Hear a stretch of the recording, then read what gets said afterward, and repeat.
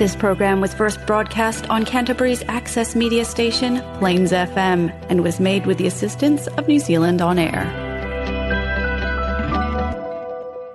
Today, I'm lucky enough to have Erica Wiedma in the studio with me. She is a lovely friend and a founder of Mindfulness in Schools, Ototahi, and also Mindfully is a part of that as well. We're going to talk all things mindfulness, what it is, what it isn't, how it's useful, when it's not, and hopefully get to know something around this so that we can bring it into our ordinary everyday lives and the ordinary everyday lives of our kids too. Thanks for joining us for Being Real Parents with me, Anna, and my colleague and buddy, Kate. We work in the parenting space. And it's here where we'll talk about our worlds as parents, the good, the not so good, and the hilarious, and mix this with what we know about behaviour and psychology. So nice to have you with me. Thank you so much for being here. It's fantastic to be here, Anna. Thank you. Oh, you're really welcome. So we're missing Kate today. She's got a sick child, so, as we do this time of year. Yeah. But that's cool. So it's really nice to have you with me. And I've been wanting to have this kōrero with you for a long time. We've known each other a wee while now and done some work together, which has been cool. But I've never really got to the kind of bottom of, I know who you are, but I'd like everyone to know who you are. And I also wanted to talk through the kind of journey that took you into mindfulness too. Yeah, thanks, Anna. Yeah, I think it's great that you call it a journey because it is a journey. And I think that because of the popularity of mindfulness, I think it can be seen more as almost like a commodity, something that, now I've got mindfulness. Yeah. And so my experience personally, I came into mindfulness, really it was post-earthquakes because I had my 2 little kids at that time. Yeah. I now have 3, tamariki. And look, I found the transition to parenthood really hard anyway. Yeah. So, my husband and I were already kind of, at the kind of top level of what we could deal with, and then along come the earthquakes, and just day-to-day life just became that much harder. And the thing that I noticed during that time is that there was like an explosion of awareness around our mental well-being, right? Yeah.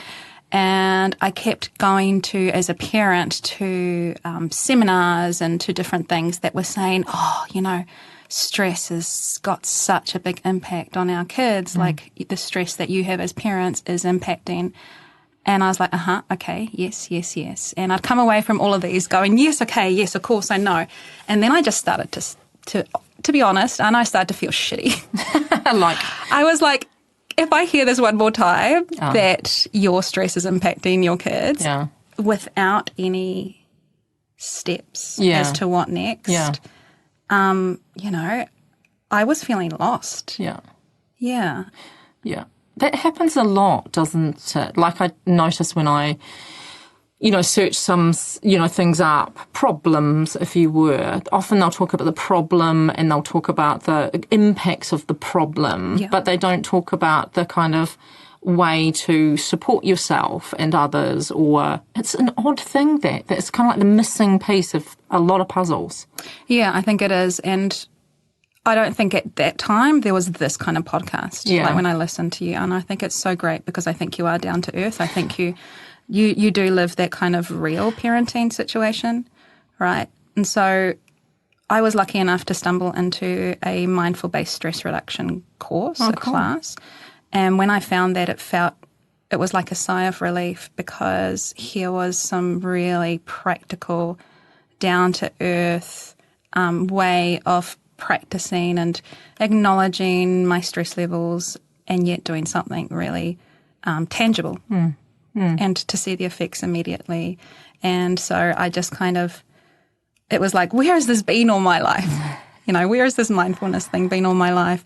And I was lucky enough at that time to be teaching in schools. So my background is as a yoga teacher and as a dance teacher, during my dance training. So I trained at Unitec in Auckland. We did this really cool stuff called somatic training. So it was a lot about that connection between mind and body. I was always really interested in that anyway. Yeah. And I was running a not-for-profit dance organisation post-earthquake. And we started to get requests from primary schools to come in and do a little bit of mahi around dance and movement and well-being for kids. Yeah. So I kind of experimented with that. And at that time, I would take in all of my yoga mats, and we'd kind of do all this thing with the tamariki, with movement. And also there was a curriculum that I experimented with called Relax Kids UK. And that was pretty cool. And then I came across Mindful Schools, which is a US curriculum. And basically, since I came across that, which is a mindful-based stress reduction curriculum, so it's based in evidence-based work. So it's come through medical models in the States. And ever since I found that and started teaching that in schools, so this has been, I think I'm in my 7th or 8th year now, one thing has led to another, and it's just got better and better, that work. Wow. And so you work in this field, and do you also, you practice mindfulness yourself as a matter of course as a mum? I think that it's one and the same. I think it has to be. Yeah. Yeah, I think that if you can't embody that mindfulness, then there's no way that you can teach it, to be honest. Yeah. Yeah. That's a nice philosophy. Nice. Yeah. Yeah. And then came the creating a not-for-profit, because I realised that the mindfulness wasn't going away. The need of the schools wasn't going away. And so I really wanted to bring some more people on board with this work and make it fundable so that all of our tamariki, whoever in Christchurch needs this work, that we can try and make it work for them and be there for them. Yay! Love that. You're listening to Being Real Parents with Kate and Anna on Plains FM 96.9. Coolness. You are doing amazing things in this fair city. Thank you. Sure, that's a quote from Shakespeare somewhere. But I'm just trying to impress you. You're trying to impress me, Anna. With Shakespeare. Take it away. No, we'll stop there. Tell me, what is mindfulness? Like, what definition do we need to know? Yeah, look, we could spend a long time on that. That would be a lecture, wouldn't it? Yeah, but I do want to really honour the fact that mindfulness is a lot of different things to a lot of different people. Like, if you wanted to listen to music for anxious cats, that's fine. That could be your mindfulness. Just a little aside there for you guys. Yeah, I'm going to look that up. Yeah, it really is a lot of different things for a lot of different people, and I don't want to take away from that. You know, I don't want to say, hey, well, that isn't mindfulness, whatever. Yeah. So in terms of the practices that we do, I have to focus really on evidence-based work because I'm working in schools, right? So that's where, for me, it comes back to mindful-based stress reduction, which is this practice that comes from Jon Kabat-Zinn and through these kind of models. And how Jon Kabat-Zinn would describe it, he has a really kind of famous quote around the fact that mindfulness is paying attention on purpose right here in the moment, right? So you're on purpose and you're here. Mm-hmm. So for you in this moment, Anna, we could even do a little practice right now where you don't have to even adjust how you're sitting. You don't have to do anything special. You definitely don't have to put on whale music. You can just be here and just notice right now the sensation of your feet. Just notice whether there's warmth there, whether you can feel your shoes, or if you're barefoot, which I don't think you are, you can feel the ground beneath you maybe. And you're just focusing on that, just sensations in your body. And then you might become aware of, for example, the fact that you are breathing. And without changing your breathing, just noticing, how do you know that you're breathing right now? Where do you feel that? And that's all. That's a little bit of paying attention to this moment. Does that kind of make sense for you? Yeah, it does. I feel like I want to close my eyes now. Isn't that nice? Yeah, some people do. I think we have an image. It happens a lot when I meet tamariki for the first time. So I'm teaching 1,400 kids this year. Oh, just a wee few. Just a wee few. And I get to, it's really cool because I get to see them fortnightly throughout the year. And I get to see some of these kids from when they're 5 years old till they're 12. And the first time I meet them, I always check in and go, hey, what do you think mindfulness is? And almost every time they will say, oh, that's like, and they sit in this kind of little position and show me. And I'm like, okay. They always kind of come with that idea. And then hopefully by the end, they come out with the idea that actually it can be a lot of different things. It's a way of them paying attention to what's happening right here, right now, as opposed to being on autopilot or being lost in your thoughts. So when I asked you to notice your feet, could you actually connect down there without, and you noticed that you needed to kind of almost close your eyes, did you, to connect? Yeah. And it was interesting because when I did that too, I also noticed my breathing, and then you brought it up. Oh, you just naturally went there, did you, to the breathing? I don't know about naturally, but something happened that allowed me to kind of, also think about my breath in that. But that's a really interesting little exercise because that's the sort of thing that we can do with our kids in the car. 100%. Yeah. Or, on the way, going to school when it's been a rushy morning and everything's gone a bit belly up. We can always turn to our kids and say, hey, look, let's just focus on feeling our feet in our shoes, on the floor of the car. That's exactly the kind of thing that I would like. That's how I would love mindfulness to be seen, as something that you could kind of integrate into your day in little bits and pieces. And one way to think about it is that you are taking something that you usually do almost unconsciously. So you know that you probably can relate to driving somewhere and then going, oh, how did I even get here? Yeah. Just being on autopilot, right? So if you take anything that is unconscious like that you've learnt to do on autopilot and then make it conscious, purposefully make that conscious, that is an act of mindfulness, right? So, for example, it may be, so we do mindful eating. And I know it sounds a little bit strange, but we take like things like eating, or today with the tamariki we're doing mindful seeing, and we just take for granted these things, right? What we see around the place, but actually, or how we taste our food, but just going, I'm going to do this one thing and I'm just going to taste my food right now. That's mindfulness as well. Yeah, that's interesting, isn't it? Because we just spend a lot of time talking about, the negativity bias, and we talk about bringing it back to focusing on what's good and what's right, and because we can just head down that vortex with our kids really fast. And taking it back to, okay, just look for what's good and just look for what's right. And I never ever thought that could be or is any kind of mindfulness. Yeah, isn't that interesting? Yeah. So mindfulness is it's a tool that and it's a skill that we can. That's why we can integrate it into every single thing that we do, and that's absolutely mindfulness, what you just described there. And I would add that, Anna, that it doesn't even have to be that you go from that negativity bias or spiraling into a bit of, I don't know if you've noticed that ability that we all have to just kind of slide, that when things are going a little bit wrong, that we remember everything else that goes wrong and we kind of get sucked into that. You don't even have to go all the way from there to something good. You could go to something neutral. Yeah. Or you could just go back to noticing your feet in your shoes. Just that. Or like today, what we were doing with the tamariki was just kind of quietly looking around the space for something that's fed or something that's red. And just then deciding to just stay with that and just look at that for a little while. Nice. And then, so we call it, quite often the key is to make it a little bit of a habit, because if our negativity bias is a habit, then we need to kind of be able to have something at our fingertips to bring us back, right?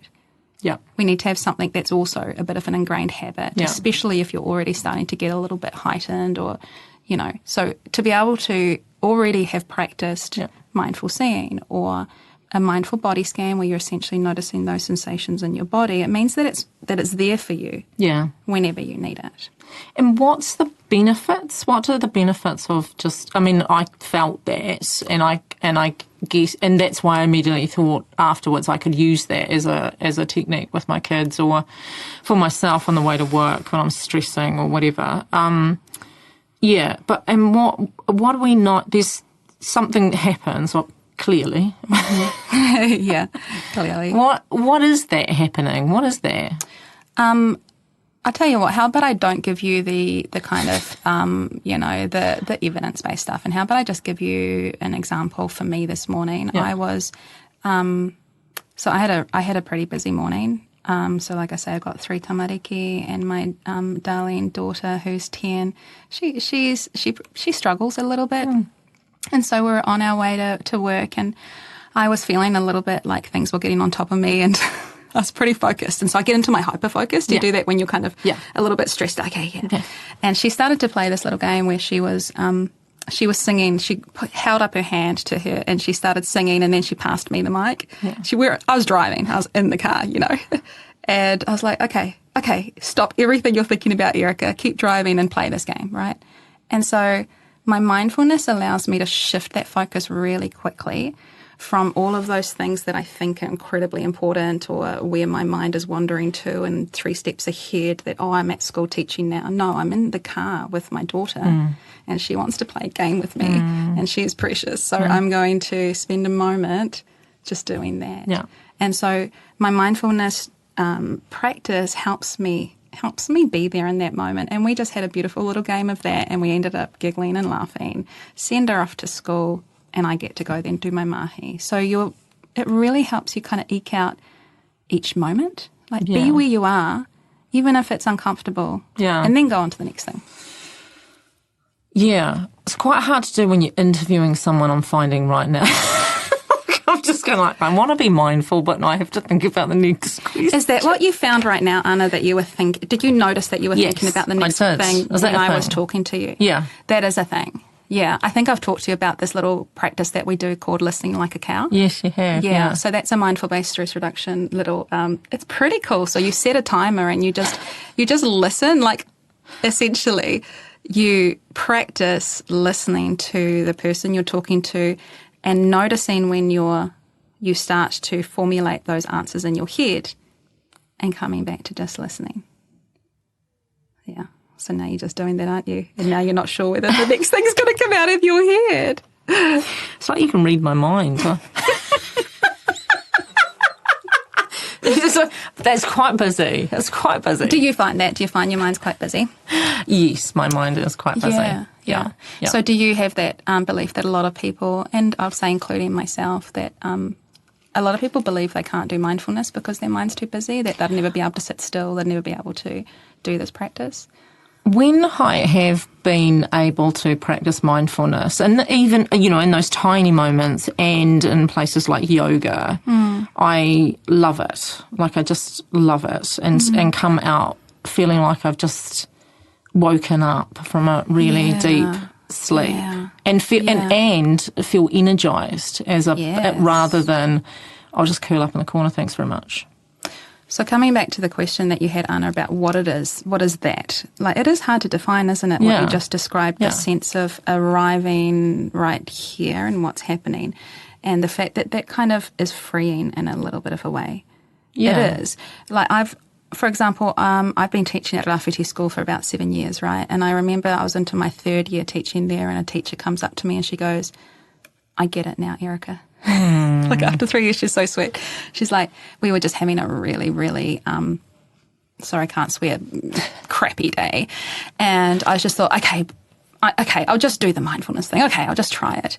And because I'd already practiced with the kids, they knew how to do it. And so she took about 5 minutes out of their day to do a little bit of, it was probably mindful breathing or something. Yeah. And she said, Erica, the whole rest of the day was so much smoother because I took that bit of time, just that 5 minutes, and we kind of recalibrated. And I think that's kind of what it's doing. It's helping you come down from that winding up that we tend to do, where our nervous system is taking on more and more and more information and becoming more and more and more reactive. And it's giving us that little bit of space just to actually check out, do I actually need to be thinking that much? Do I actually need to be quite this wound up? Or if I look around right now, is everything actually okay? Yes. Yes. So there's a relaxation aspect of mindfulness. You know, we actually, to be honest, we avoid the... Oh, do we? No, I don't know. It feels relaxing to me. Yeah, the thing is that I think that we've got to be careful that mindfulness isn't aspirational. And so to say to someone, relax, when it may not be appropriate in the moment for them to relax, isn't really mindful, because that's not actually paying attention to what's happening in this moment. So let me say it this way. If it was only about relaxation, then you could only do mindfulness when you were in a place where that was appropriate, right? Yeah. So sometimes I'm in a school or where there are a couple of kids in the corner just completely, throwing chairs and being crazy, right? Yeah. And then what do we say to the rest of the 28 kids? Hey, just relax. Yeah. There's 2 kids over there completely losing it. Yeah. But don't you worry. You just be here and let's be mindful. Yeah. That's not really mindfulness, right? Yeah. To ask them to, it's like kind of asking someone in a burning building, just relax. Yeah. I guess what I was looking at was what are the outcomes of practicing mindfulness? Like, what would I notice if I took this on as a part of my world and with my children? I think the words that I think I come to nervous system regulation, which just sounds so fancy, but it is different to relaxation. I think that's maybe what you're looking about. I'm just regulating. Yeah. I'm regulating so that my levels of arousal are appropriate to the place that I'm at. And for me personally, what they've brought for me in parenting is they've brought me this tiny little space where I get to before I react, I get to have this little moment of, what's happening and how might I react? So a little bit of a space between what happened and then how I respond. That to me is my mindfulness, just that little bit of a space. Does that make sense? Yeah, it does make sense. It's almost like a reconnecting, isn't it, with ourselves? Yes. You've got it. Yay, you've got it. That is it.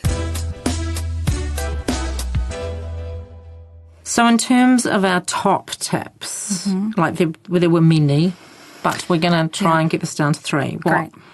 What I've got is I love that all mindfulness is paying attention to what's happening right now. Yeah. It's easy. It's here for all of us. In fact, that's why kids are so good at it. Agreed. That's true. That is true. They are so good at it, eh? It's also the reason that, I'm going to ask you this question, is it also the reason that Christmas for children takes so long and for us it's like, what just happened? Because they're just in there doing it. Yeah. I love that. Yeah. Yeah.